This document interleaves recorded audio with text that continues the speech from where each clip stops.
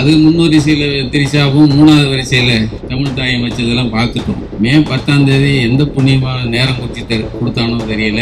அன்னையிலேருந்து இன்னைக்கு வரைக்கும் கொலை, கற்பழிப்பு, பாலியல் பலாத்காரம், அது எந்த ஜோசியக்காரன் கண்டுபிடிச்சாங்க கொடுத்து அவனுக்கு நீங்கள் பாராட்டணும். அவன் தான் நேரம் குறித்து கொடுத்துருக்கான். கான்ஃபிடென்ட்டாக இருங்க, வெற்றி நிச்சயம். அந்த ஆளுக்கு ஒரு ஆள் போய் தேர்தல் முடிஞ்சிருச்சு நீதாயா முதல்வர்னு போய் சொல்லி மந்திரி சபை எங்களை அமைக்கணும், நீ அனுமதின்னு சொல்றதுக்கு தானே போனோம். அதுக்கு ஏன்டா இவங்க 2 பேர் ஆரம்பமே சரியில்லை. இப்போ நம்ம அண்ணன் வேற சொல்லிட்டார் 6 மாதம் விட்டு பிடிப்போம். நீங்கள் விட்டு பிடிக்கலாம், நாங்கள் விட்டு பிடிக்கிற மாதிரி இல்லை சார். நாங்கள் ரீல்ஸில் தான் சார் ஆட்சியை நடத்திட்டு இருக்கோம். எங்களுக்கு தேவை 2 நிமிஷம் தான். 3 வரிசையில் திரிஷா வரக்கூடாதியா, 3 வரிசையில் தாயா தமிழ் தாய் வாழ்த்தணும், திரிஷாவை பின்னாடி போடுங்கயா அப்படின்னு எல்லாரும் சொன்ன பிறகு முத்தமிழறிஞர் கலைஞர் அவர்களின் 103வது பிறந்தநாள் விழா. இந்த விழாவிற்கு தலைமையேற்று பேருரை ஆற்றி அமர்ந்திருக்கும் என்றும் இளைஞர் எங்கள் மந்திரி மாசு அவர்களே, அருமை அக்கா நாடாளுமன்ற உறுப்பினர் தமிழச்சி தங்கப்பாண்டியன் அவர்களே, எங்களின் முன்னத்தி ஏறு அருமை அண்ணன் என் ராம் அவர்களே,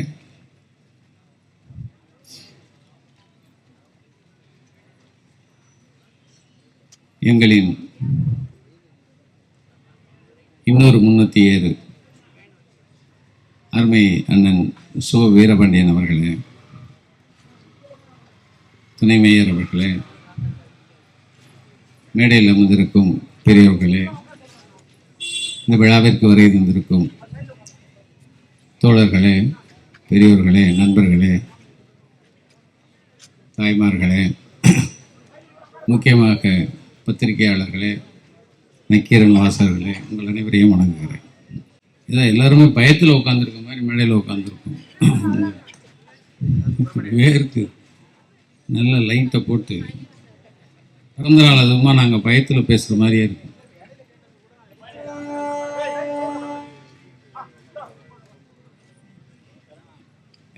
மந்திரி நம்ம அண்ணன் சொன்னார், மந்திரி தான் சொல்லுவேன். எனக்கு கடவுள் மேலே நம்பிக்கை இல்லை, எது மேலேயும் நம்பிக்கை இல்லை. எதுனா கடவுள், ஜோசியம், எது மேலேயும் நம்பிக்கை இல்லை. மே 10ஆம் தேதி எந்த புண்ணியமாக நேரம் குறித்து கொடுத்தானோ தெரியல. அன்னையிலேருந்து இன்னைக்கு வரைக்கும் கொலை, கற்பழிப்பு, பாலியல் பலாத்காரம், இன்னைக்கு வரைக்கும் 40 ஆயிருக்கு. இப்போ சாயந்தரம் போனால் நைட்டானால் எத்தனை ஆகுன்னு தெரியாது. அது எந்த ஜோசியக்காரன் கண்டுபிடிச்சாங்க கொடுத்து அவனுக்கு நீங்கள் பாராட்டணும். அவன் தான் நேரம் குறித்து கொடுத்துருக்கான். இந்த நேரத்தில் இந்த சேரில் இப்படி போய் உட்காரு அப்படின்னு சொல்லி. அது இந்த நாள் நான் கலைஞரை பற்றி தான் பேச வந்திருக்கேன், வேறு எதையும் பேசலை. போகிற போக்கில் சில விஷயத்தை தொடாமல் போயிட்டா கூட என்னையா இருந்தாலும் இப்படி போயிட்டேன் அப்படின்ற கூடாதுல்ல. முதல் நாள் எதோ நன்றி அப்படின்னு போனாங்க திருச்சியில். அது முடிக்கும்போது கான்ஃபிடென்ட்டாக இருங்க, வெற்றி நிச்சயம். அந்த ஆளுக்கு ஒரு ஆள் போய் தேர்தல் முடிஞ்சிருச்சு நீதாயா முதல்வர்னு போய் சொல்லி அது சொல்லணும்ல. ஒரு வகையில் அதை சொல்ல மாட்டேங்கிறாங்க. கான்ஃபிடென்ட்டாக இருங்க, வெற்றி நிச்சயம் தான் எதுக்கு சொல்கிறாங்க? இப்போதான் தேர்தல் முடிஞ்சிருக்கு, இப்போதான்டா இழுத்து அது 3-4 தடவை கவர்னர்கிட்ட போய்க்கு நீ கவனிச்சிங்கன்னா தெரியும். கவர்னர்கிட்ட போகும்போது கூட ஒரு 2 சில்லறையை போச்சு. அது யார்? ஒருத்தன் ஜனநாயகம் பட அதிபர், இன்னொருத்தன் விஷ்ணு ரெட்டின்னு ஒருத்தன். இவங்க 2 பேருக்கு கவர்னர்கிட்ட என்னடா வேலைன்னு எவனாவது கேட்டாங்களா? மந்திரி சபை எங்களை அமைக்கணும், நீ அனுமதின்னு சொல்றதுக்கு தானே போனோம். அதுக்கு ஏன்டா இவங்க 2 பேர் ஆரம்பமே சரியில்லை. சரி போகுது அப்படின்னா இப்போ நம்ம அண்ணன் வேற சொல்லிட்டார் 6 மாதம் விட்டு பிடிப்போம் அப்படின்னு. நீங்கள் விட்டு பிடிக்கலாம், நாங்கள் விட்டு பிடிக்கிற மாதிரி இல்லை. நீங்க சும்மா இருக்கலாம், நாங்க சும்மா இருக்க முடியாது. அது அந்த கோஷ்டியில் எங்கள் அண்ணன் தான், மந்திரியும் சேர்ந்து தான், அவரும் கொஞ்சம் விட்டு பிடிப்போம் அப்படிமாரு. ஆனால்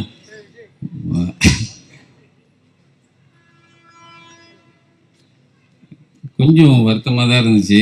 சரி, நான் எங்கள் அண்ணன் சோவியன்ட்டு தான் புலம்பினேன். சரி, அப்புறம் பேசுகிறேன்.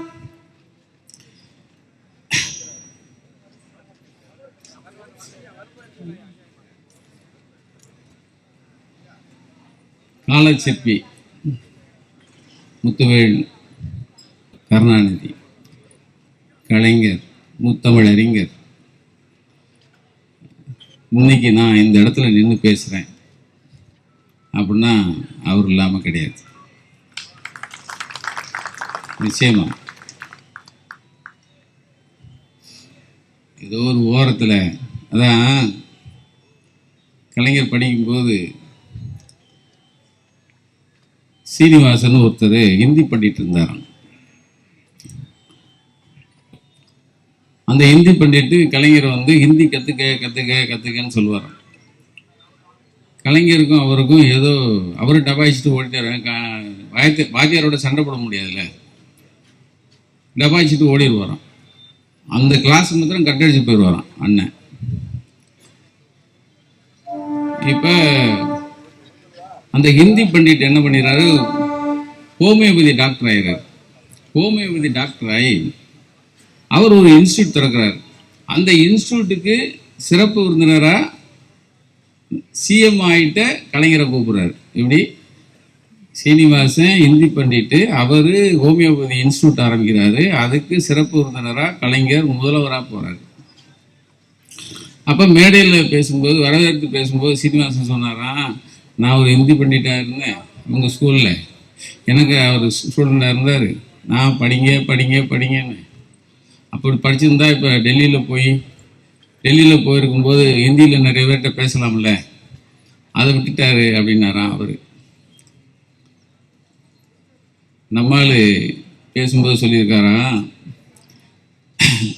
நல்ல வேளை உங்கள் பேச்சை கேட்கல, உங்கள் பேச்சை கேட்காம இருந்ததுனால தான் நான் இப்போ சிஎம் வந்திருக்கேன், இல்லைன்னா நான் ஏதோ ஒரு இடத்துல கணக்குள்ளையா இருந்திருப்பேன் அப்படின்னாராம்.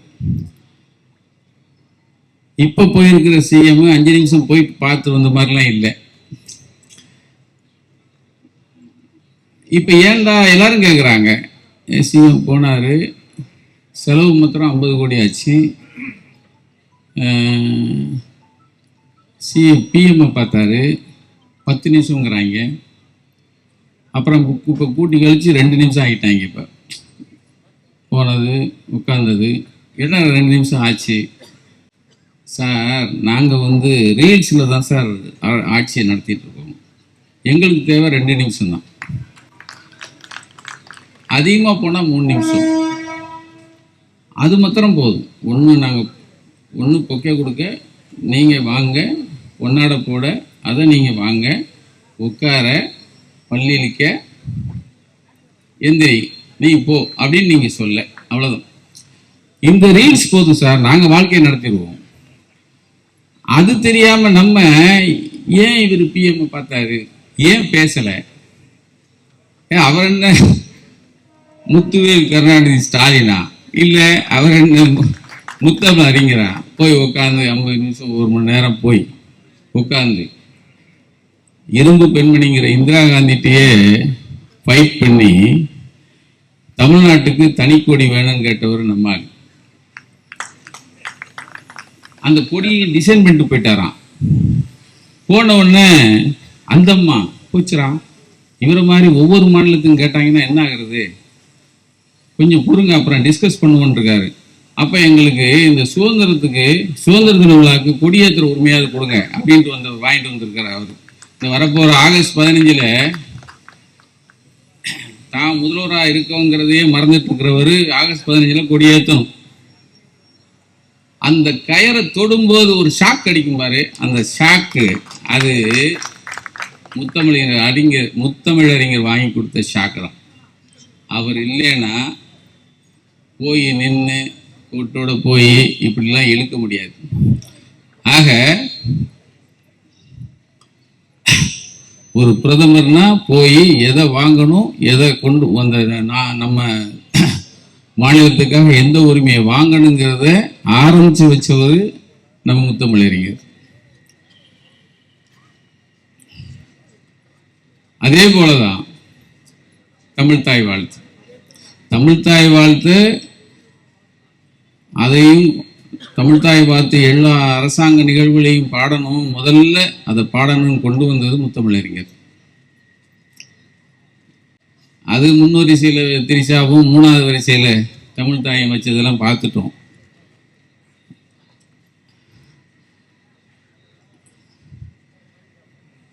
ஏன்னா உரிமையோட போராடி வந்தவங்களுக்கு தானே அந்த அருமை தெரியும். அதுக்கப்புறமா எல்லாரும் சொல்றாங்க, ஐயா முன்வரிசையில் திரிசா வரக்கூடாதுயா, முன்வரிசையில் தான் ஐயா தமிழ்தாய் வாழ்த்தணும், திரிசாவை பின்னாடி போடுங்கயா அப்படின்னு எல்லாரும் சொன்ன பிறகு இல்லை அடுத்த நிகழ்வுல நாங்கள் தமிழ்தாய் வாழ்த்து பாடும் அப்படின்னு இந்த சிலுண்டுகள்லாம் சொல்லிச்சு. கடைசியில் பார்த்தா எங்கோ ஒரு காலேஜ், அங்கே நன்றி சொல்கிற கூட்டம், அந்த கூட்டத்தில் தமிழ்தாய் வாழ்த்து அங்கே போய் பாடினாங்க. சரி, அது போட்டும். இப்போ அங்கே சோவியானன்ற சொன்னேன், அனுபவிச்சு தானே ஆகணும். சில இதை நல்லதாவ பார்த்துட்டு இருக்க முடியாதுல்ல, இதெல்லாம் பார்க்கணுங்கிறது ஒரு விதி. அவருக்கு விதி மேலே நம்பிக்கை இல்லை. ஆனால் நான் சொன்னேன், விதி அதை பார்த்தான் ஆகணும். ஏன்னா ரொம்ப நல்லதாக பார்த்துட்டு நல்லதையே பார்த்துட்டு இருக்க முடியாது. இப்படி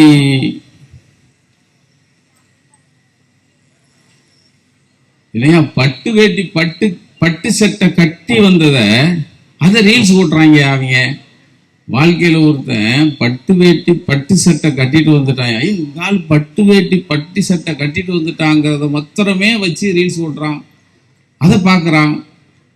இந்த நாடு எதை நோக்கி போகுது? எங்க அக்கா பேசும்போது சொல்லிச்சு மேகதாதுன்னு. மேகதாதுன்னா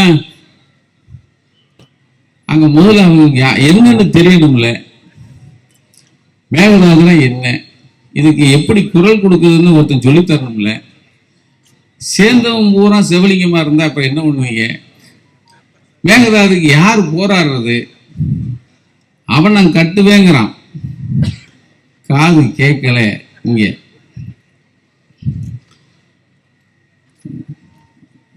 மறுபடியும் அதுக்குள்ளதான் போக தோணுது. நாம இங்க திருப்பி கொண்டு வர வேண்டியதா இருக்கு. எனக்கு நான் இங்க நிக்கிறதுக்கு நான் கலைஞர் தான் காரணம்னு சொன்னதுக்கு நிறைய காரணங்கள் இருக்கு. அவரோட சேர்ந்து கொஞ்ச நாள் நாங்கள் பணியாற்றியிருக்கோம். மேடையில் இருக்கிற அத்தனை ஜாம்பவான்களும் அவரோட இருந்து கொஞ்ச நாள் பணியாற்றினவங்க தான். ஆனால் ஒரு மனுஷன் 80 வயது 85 வயது வரைக்கும் ஒரு நாள் 4 மணிலேருந்து 5 மணி நேரம் மாத்திரம் உறங்கிட்டு மற்ற நாட்கள் பூராமே நமக்காக வேலை பார்த்த ஒரு மனுஷன் இருக்கார் பாருங்க. அந்த மனுஷன் தான் 85 வயசுக்கு ஒரு 9 வயசு கழிச்சிட்டேன் நான், அவ்வளவுதான். ஒரு நாள் தூக்கங்கிறது 4 மணி நேரம் இரவு, பகல்ல 1 மணி நேரம், 5 மணி நேரம் தான். அந்த மிச்சம் இருக்கிற காலங்கள் பூராம அது பதவியில இருந்தாலும் சரி இல்லைனாலும் சரி இந்த தமிழுக்காகவே உழைச்ச ஒரு பெரிய ஒரு மகான் தான். அவரை பத்தி தான் இன்னைக்கு புகழாஞ்சலி. இன்னைக்கு 67 அண்ணன் சொன்னாங்க, சைதாப்பட்டில் நின்னாங்கன்னு. 62 ஜெயிக்கிறாங்க. ஜெயிச்ச ஒன்று 63 கடற்கரையில் கூட்டம். அந்த 63 கூட்டத்தில் வரப்போற 67 எலெக்ஷன்ல எப்படி நம்ம தேர்தலை சந்திக்கணும்னு கூட்டம் போடுறாங்களாம். கூட்டம் போட்டோன்னே அப்ப கலைஞர் தான் சொல்றாரா, 67 தேர்தலில் எத்தனை தொகுதியில் நம்ம நிற்க போறோம் அப்படிங்கிறத இப்பயே முடிவெடுக்கணும். இப்ப 63லயே 62 ஜெயிச்சு ஒரே வருஷத்துல 67 செலெக்ஷன்ல வந்தா எலெக்ஷன் வரும்போது நம்ம எத்தனை தொகுதியில் நிற்க போறோம்னு அப்பயே கணக்கெடுங்கிறார். அப்போ 200 தொகுதியில் நிற்க போகிறோம். 200 தொகுதினா ஒரு தொகுதிக்கு நம்ம 5000 மேனிக்கு செலவு வச்சோம்னா 200 தொகுதிக்கு நம்ம தேவை வந்து 10 லட்சம் ரூபாய். 10 லட்சம் ரூபாய் யார் புரட்ட போகிறோம் அப்படின்னு கலைஞர் சொல்கிறார். அப்போ எல்லாரும் ஒருத்தர் பார்த்துக்கிறாங்க. இப்போ தானே ஜெயிச்சு வந்தோம், 1 வருஷம் தானே ஆயிருக்கு, இன்னும் 67 வர்றதுக்கு இன்னும் எத்தனை நாள் இருக்குது, அதுக்குள்ளே ஏன் அவசரப்படுறேங்கிறாங்களாம். இல்லை திட்டமிடணும். அப்போ 66 வலசரவாக்கத்தில் ஒரு சிறப்பு மாநாடு ஒன்று போடுறாங்க. அந்த மாநாட்டில் கலைஞர் வந்து நான் பொறுப்படுத்துக்கிறேன்னு 63 சொல்லிடுறாரு. 66 சிறப்பு மாநாட்டில் அண்ணாட்ட வந்து 11 லட்சமாக கொண்டு போய் கொடுக்குறாரு. அப்போ 67 தேர்தல் வேட்பாளர் அறிவிப்பு வருது. வேட்பாளர் அறிவிப்பு வரும்போது ஒவ்வொரு தொகுதியும் யாரெல்லாம் நிற்கிறாங்கன்னு சொல்லிட்டு வரும்போது சைதாப்பேட்டைன்னு நிறுத்துறாராம் கலைஞர். அறிஞர் அண்ணா வந்து சைதாப்பேட்டை அப்படின்னு நிறுத்துறாராம். மறுபடியும் சைதாப்பேட்டை அப்படின்னு 2வது தடவை அனௌன்ஸ் பண்றாராம். 2வது தடவை அனௌன்ஸ் பண்ணி அவர் சொன்ன பேர் என்ன தெரியுமா? 11 லட்சம் அப்படின்னாராம். இந்த சைதாப்பேட்டைக்கு கலைஞர் நிற்கும் போது அவர் வச்ச பேரு 11 லட்சம். அப்போ கலைஞர் இருந்துச்சு, அண்ணா பக்கம் வந்திருக்கார். அதுதான் ஜெயிச்சு பொதுப்பணித்துறை அமைச்சராகி தமிழ்நாட்டுக்காக உழைப்பு ஆரம்பம், அதாவது பதவியிலிருந்து உழைச்சது இங்கிருந்து தான் ஆரம்பிச்சு. அதே மாதிரி திருவாரூர், மறுபடியும் திருவாரூருக்குள்ள போகிறேன். திருவாரூரில் சேதுராம ஐயர்னு ஒருத்தர், அவங்க பள்ளிக்கூட ஆசிரியர், 7ஆம் வகுப்பு ஆசிரியர் சேதுராம ஐயர். படித்து முடிச்சிட்டாரு. மறுபடியும் அதே ஊருக்கு போகிறாரு. ஆசிரியர் கூட்டணி மாநாடு ஒன்று நடக்குது, அதில் கலைஞர் போகிறாரு. அந்த மாநாடு வரும்போது சேதுராம ஐயர் எங்கேருந்து கேட்குறாரு. அவர் ரிட்டையர்ட் ஆகிட்டாருன்னு சொல்கிறாங்க. அவர் படித்த ஸ்கூலில் தான் அந்த மாநாடு. ரிட்டையர்ட் ஆனால் விட்டுருவீங்களா அப்படின்னு கேட்டாராம். இல்லை, ரிட்டையர்ட் ஆகிட்டாரு, வீட்டில் இருக்காரு அப்படின்னே. சரி, இன்னும் முடித்த உடனே அவர் நண்பரை திண்ணனை கூப்பிட்டு சேதுராமையர் வீட்டுக்கே போகிறார். போனால் அவர் வந்து ஆசிரியர் வீடு எப்படி இருக்கும் அது போல் இருந்திருக்கு. உட்கார சேரில் எல்லாம் எல்லாத்தையும் அப்படியே பரபரத்து இருந்திருக்காரு. இவர் வேகமாக போய் ஒரு பெஞ்சில் உட்காந்துட்டாங்க. நான் பெஞ்சிலே இருக்கேன், ஏன்னா உங்கள் முன்னாடி நான் பெஞ்சில் தானே உட்காந்தேன்னு உட்காந்துட்டாரான். அப்போ சிஎம் அவர். அப்போ உட்காந்துட்டு, அப்போ என்ன திடீர்னு வந்திருக்கீங்க, எனக்கு அதெல்லாம் தெரியாதே அப்படின்னு ஒன்றா. இல்லை, நீங்கள் நான் உங்கள் கூட படிக்கும்போது எனக்கு ஒரு சின்ன நினைவு இருக்குது அப்படின்னு சொன்னாராம். என்னப்பா சொல்லு. இந்த கற்றையாளர் நோட்டு பூராமே ஒரு 55 நோட்டை கொடுத்து என் கையில் கொடுத்து, நீ போகும்போது வீட்டில் கொடுத்துருப்போன்னு சொல்லிடுவீங்க. உங்கள் வீடு இருக்கிற ரொம்ப தூரம், ஆனால் நீங்கள் சொல்லிட்டீங்கன்னு நான் தூக்காமல் போக முடியாது. 55 நோட்டு நல்ல கனமாக இருக்கும். நான் தலையில் வச்சுட்டு உங்களை திட்டிகிட்டே போவேன். இந்த மாதிரி அவர் கொடுத்துட்டாரு, இனிமேல் இவர்கிட்ட படிக்கவே கூடாது, இல்லை நாளைக்கு கொடுத்தா வாங்கக்கூடாது அப்படின்னு நினச்சிட்டே போனேன். வீட்டுக்கு போனேன்.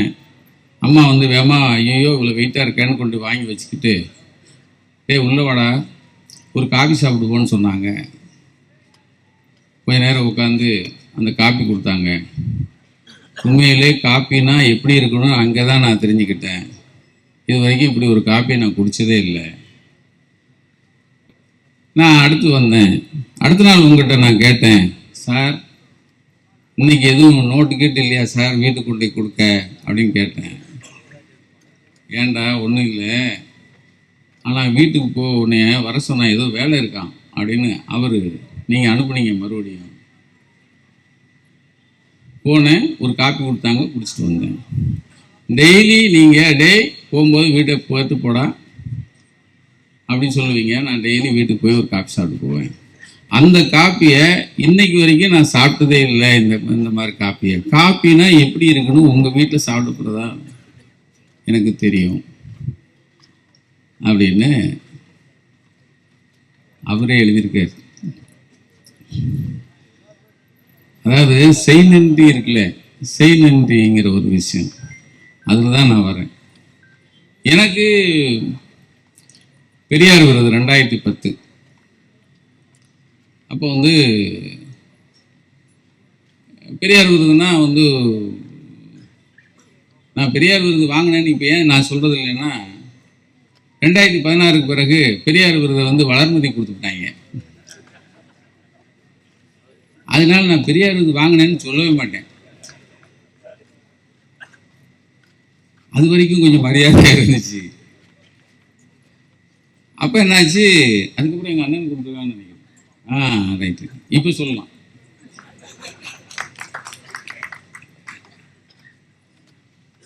அப்போ எனக்கு நாள் ஒரு கலெக்டர் ஃபோன் பண்ணார். இந்த மாதிரி பெரியார் விருது மிகப்பெரிய உயரிய விருது, அதுக்கு புரோட்டோகால்லாம் இருக்குது. நாங்கள் வந்து உங்களை அரசு காரில் வந்து உங்களை வீட்டுக்கு வந்து அழைச்சிட்டு போய், நானே வருவேன், அழைச்சிட்டு போய் நான் வீட்டில் கொண்டு வந்து பரிசு, அதாவது உங்களுக்கு விருது வாங்குகிற இடத்துக்கு குறையும் கொண்டு வருவோம். விருது வாங்கினோன்னா உங்களை மரியாதை நிமித்தமாக உங்களை மறுபடியும் கொண்டு போய் வீட்டில் விடுவோம். இது எங்களுக்கு புரோட்டோகால். நாளைக்கு அதாவது ஜனவரி 15ஆம் தேதி எத்தனை மணிக்கு வரணும்னு கேட்டார். எத்தனை மணிக்கு வருவீங்க சார்னு. நான் ஒரு 3 மணிக்கு வருவேன் சார், நீங்கள் ரெடியாக இருங்க அப்படின்னாரு. ஓகே சார் அப்படின்ட்டு சேர்ந்து வச்சுட்டு நான் சிஎம்க்கு ஃபோன் பண்ணுறேன். அப்போ கலைஞர் இந்த மாதிரி அண்ணன் சொல்லுங்கன்னார். இல்லைண்ணா உங்களை பார்க்கணுண்ணே. வாங்கன்னார். போனேன், ஒரு நன்றி சொல்கிறது.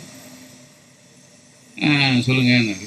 ரொம்ப நன்றிண்ணே, பெரியார் விருதுக்கு. அப்புறம் ஆனார். இல்லை ஏதோ புரோட்டோகால் இருக்கான், ஏதோ கலெக்டர் வந்து கூப்பிட்டு போவாங்களாம், வந்து வாங்கிட்டு மறுபடியும் கொண்டு போய் விடுவாங்களான்னு. ஆமாம் என்னப்பா என்ன பெரியார் விருது இல்லை இல்லை, எனக்கு பதிலாக எங்கள் அப்பாவை கூப்பிட்டு போக சொல்லுங்க என்ன அப்படி பார்த்தாரு. உடனே பெல் அடிச்சார். சர்மநாதன் வந்தார். கோபால் என்ன சொல்ல செய்யுங்கன்ட்டார். கீழே போனேன். சர்மநாதன் என்னையா சொன்னேன், எனக்கு பதிலாக எங்கள் அப்பா கொடுப்போம். விருது உனக்கு தானே என்ன இருக்காரு. இல்லை இல்லை எங்கள் அப்பா கொடுப்போம், நான் சொல்லிட்டேன் மேலே. இது அப்படியே ஷார்ட்டை கட் பண்ணி நான் 68 69க்கு போகிறேன். ஷார்ட்டை கட் பண்ணி 63க்கு போகிறேன், 67 68க்கு போகிறேன். அப்பா வந்து ஐவிஎஸில் பீனா ஒர்க் பண்ணிகிட்டு இருக்காங்க. அவருக்கு சம்பளங்கிறது ஒரு 180 ரூபா எவ்வளோ வாங்கிட்டு இருந்தாங்க. இப்போ நான் பள்ளிக்கூடம், எங்கள் வீட்டில் 4 பிள்ளைகள். பள்ளிக்கூடம் படிக்கணும்னா நீங்கள் காலையில் ஃபீஸ் கொண்டு கட்டணும்னா ப்ரைவேட் ஸ்கூலில், முதல்ல நகராட்சி ஸ்கூலு, அப்புறம் ப்ரைவேட் ஸ்கூலு. ப்ரைவேட் ஸ்கூலில் பண்ணும்போது ஒரு 30 ரூபா ஃபீஸ் கட்டணும். 30 ரூபா 4-5 நாளாக கொடுக்காதனால என்னை வெளியே வச்சுட்டாங்க. நான் அம்மாட்ட வந்து சொல்கிறேன், அம்மா வந்து அப்பாட்ட சொல்கிறாங்க. அப்பா வந்து டே காலைல ஆஃபீஸ் வந்து வாங்கிட்டு போய் சொல்ல அவனை அப்படின்ட்டாங்க. காலைல போகிறேன், காலைல ஐஏஎஸ் ஆஃபீஸு வாசலில் நிற்கணும். அப்பா பியூனு, அதை கடல்நிலை ஊழியராக இருக்கிறதுனால அந்த இதெல்லாம் போட்டுக்குவாங்க. வந்து ஒரு கார் நிற்கும், கார் அப்பா போய் திறப்பார். அந்த உள்ளே இருந்து